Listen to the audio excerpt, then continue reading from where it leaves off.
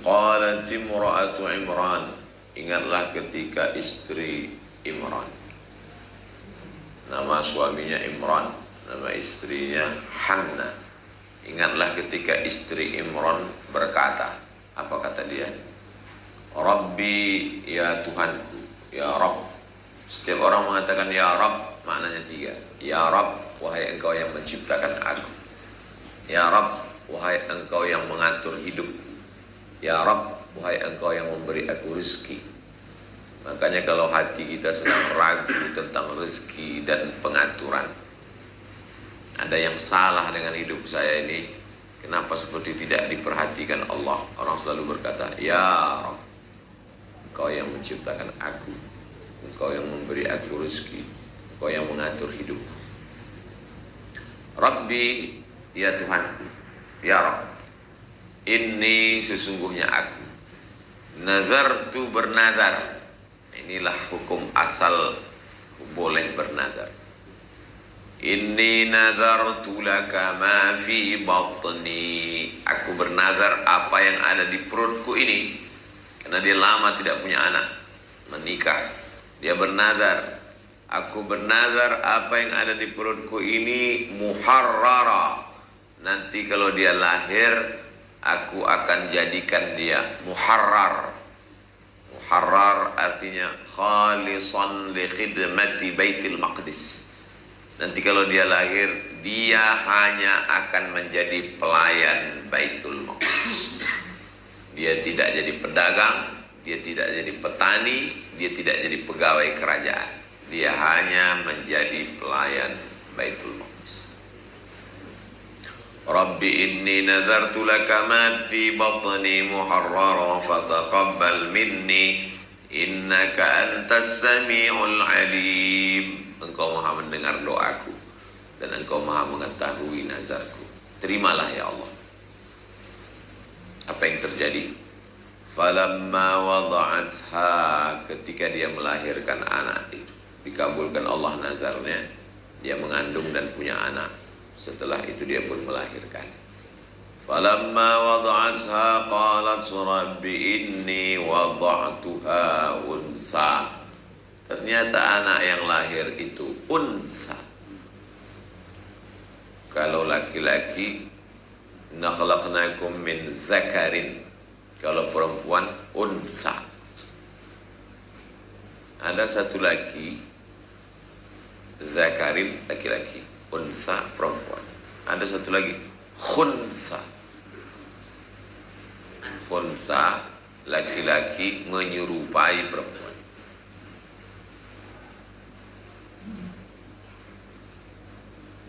Bukan menyerupai. Kalau laki-laki menyerupai perempuan dalam hal bentuk, cara berpakaian, itu disebut dengan mutasyabbihat. La'anallahul mutasyabbihat minar rijal bin nisa. Allah melaknat laki-laki yang menyerupai perempuan. Yang dimaksud dengan khunsa, maaf beribu maaf, lahir dia dalam keadaan kelaminnya dua. Khunsa ini terbagi dua. Satu namanya khunsa wadih, jelas. Yang satu namanya khunsa muskil. Bagaimana kalau terjadi? Tunggu sampai dia akil balik. Setelah akil balik, kalau ternyata dia mengalami menstruasi, maka diguntinglah kelebihan kelamin laki-lakinya. Tanya dokter, ini dokter kecenderungannya ini kemana? Dia lebih cenderung pada perempuan setelah melihat fisiknya dan secara psikologis. Maka digunting kelamin laki-laki. Kalau ternyata dia tidak menstruasi dan lebih condong kepada laki-laki, maka ditutuplah kelamin perempuannya. Dan itu terjadi di beberapa berita nasional. Ada satu namanya muskil, ini yang sulit untuk menentukannya.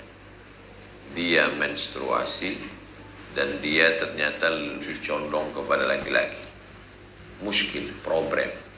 Maka diputuskan oleh dokter yang paham tentang hal itu. Idza wusidal amru ila ghairi ahli fantaziri sa'ah. Kalau diserahkan kepada yang bukan ahlinya, tunggu kehancuran. Setelah ditanya kepada dokter, psikolog, diajak dia dialog, dia lebih condong kepada laki-laki, maka diputuskan dia laki-laki.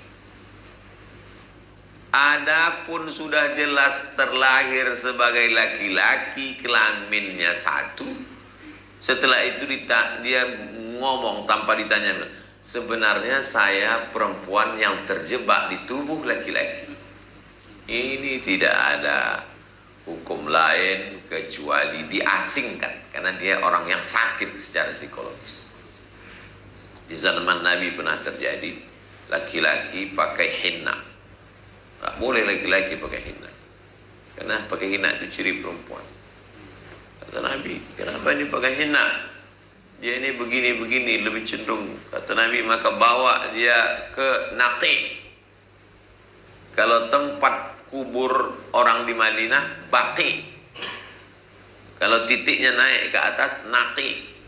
Tempat dulu orang yang kena COVID itu di karantina kan. Nah, orang yang begini ini juga mesti dikarantina karena dia sakit, karantina.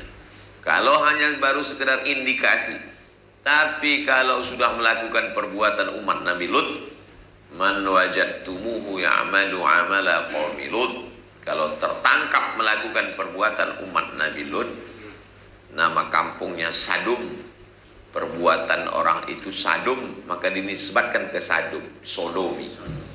Faktulul fa'il wal maf'ul, kedua-duanya dihukum mati, pancung. Inilah cara memberantas LGBT, itu sudah jelas, tidak ada tawar-menawar. Kalau dilaksanakan hukum itu, selesai LGBT itu, pancung kepalanya, sehat langsung insyaallah. Yang tertular itu sehat. Falamma wada'atha, ketika dia melahirkan anak, Rabbi inni wada'tuha unsa, ternyata saya melahirkan anak unsa, perempuan. Kenapa dia lapor? Karena yang menjadi pelayan Baitul Maqdis itu laki-laki, sedangkan anak yang dilahirkan perempuan. Walaisa dzakaru kal unsa, laki-laki enggak sama dengan perempuan. Wa inni sammaituha Maryam, aku beri nama anakku yang perempuan ini Maryam.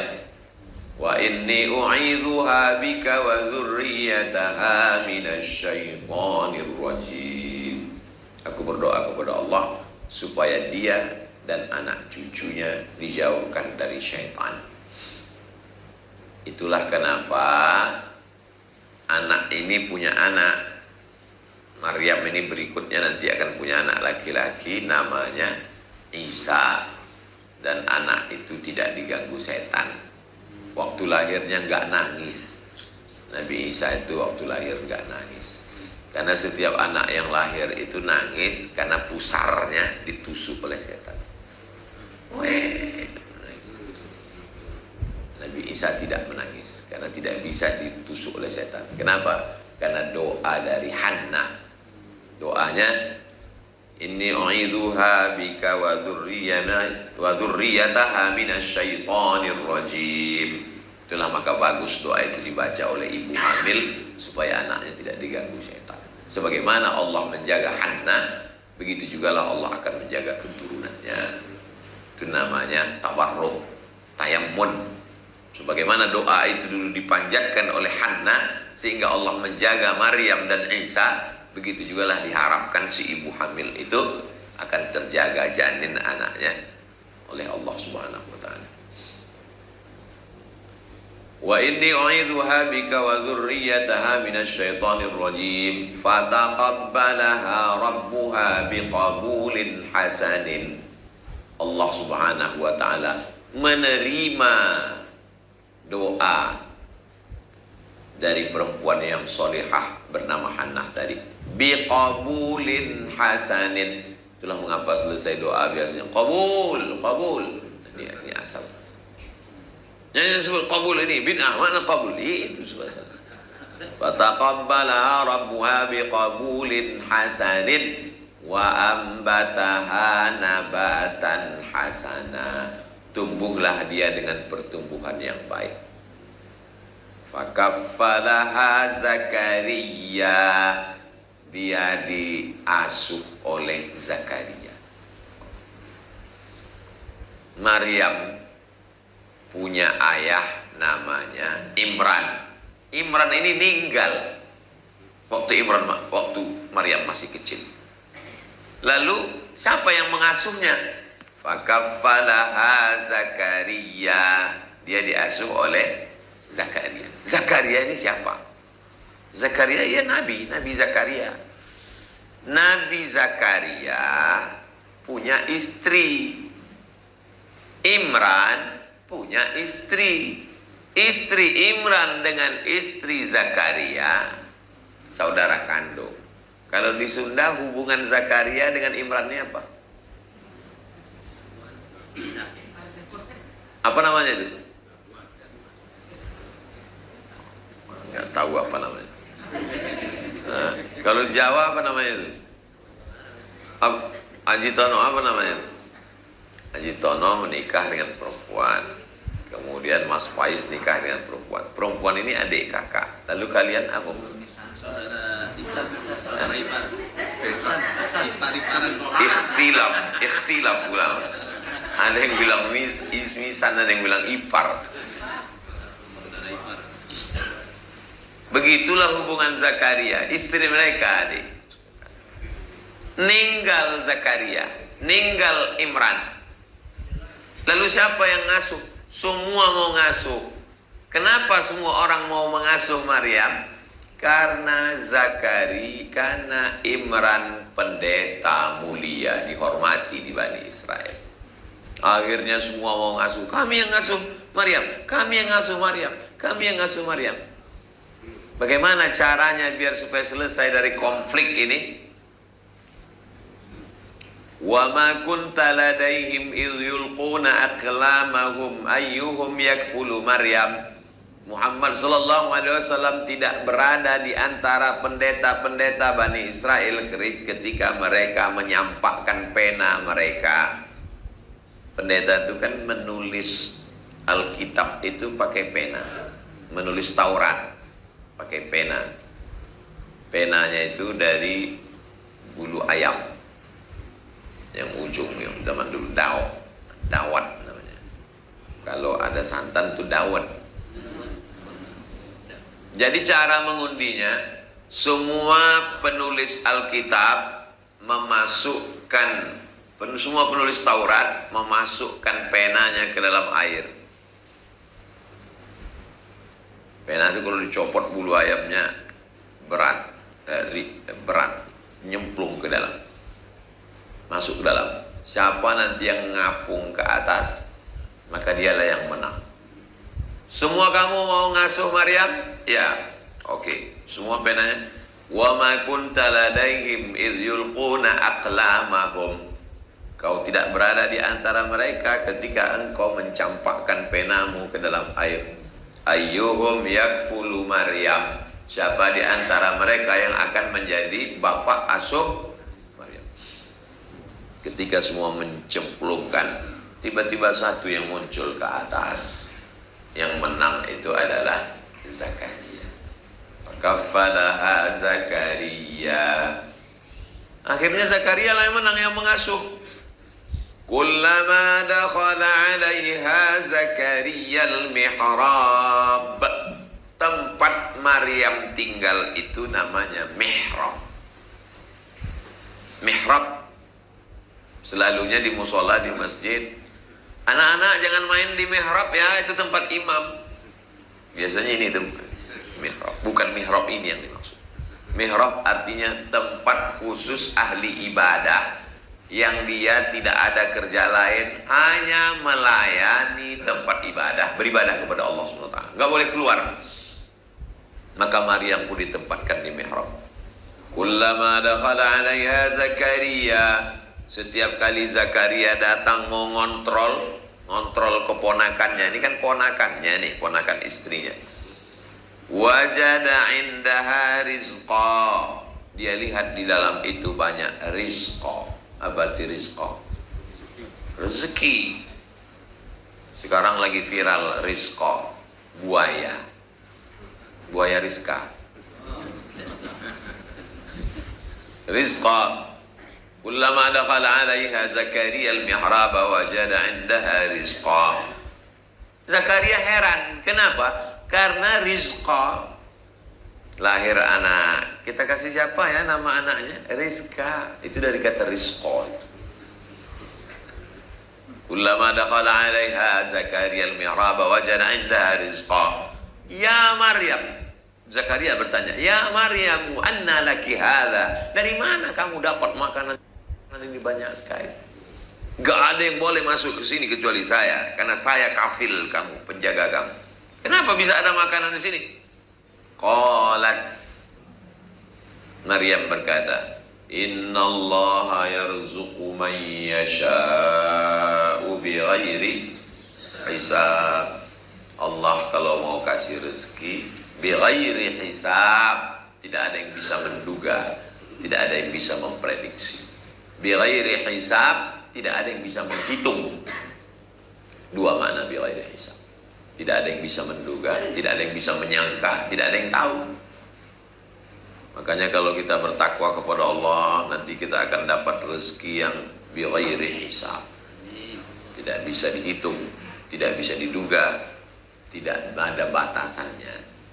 Menurut ahli tafsir, makanan-makanan yang ada di situ adalah buah-buahan musim panas ada di musim dingin. Buah-buahan musim dingin ada di musim panas. Musim dingin itu semua kurma, semua anggur mati. Pohon kurma cuman putihnya pun nggak ada. Tapi jeruk ada. Kuasa Allah. Maka pada saat musim panas ada, saat musim dingin ada buah yang nggak ada di musim dingin. Pas musim dingin nggak ada anggur di situ. Pas musim panas mestinya nggak ada buah yang musim panas ada di situ. Makanya Zakaria heran.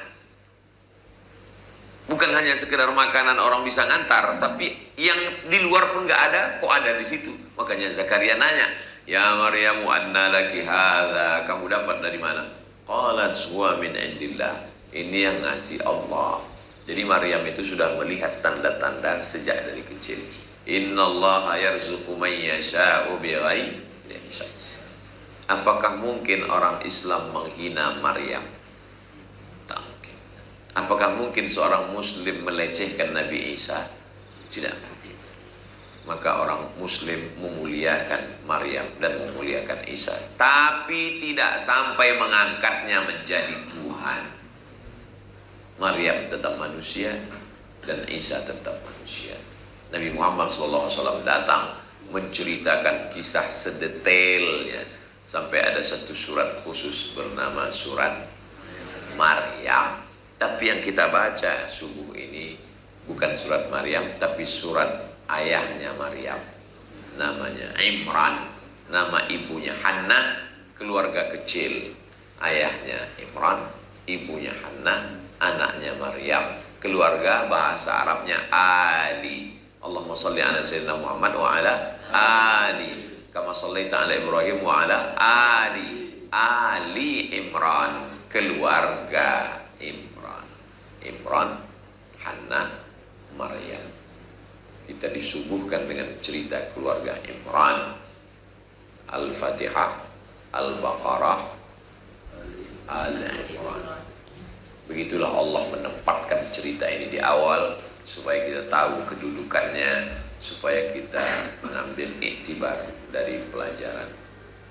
Itu yang dapat kita bahas pada subuh ini. Mudah-mudahan berkah. Ada yang ingin ditanyakan, kita bahas dalam tanya jawab. Terima kasih. Wassalamualaikum warahmatullahi wabarakatuh.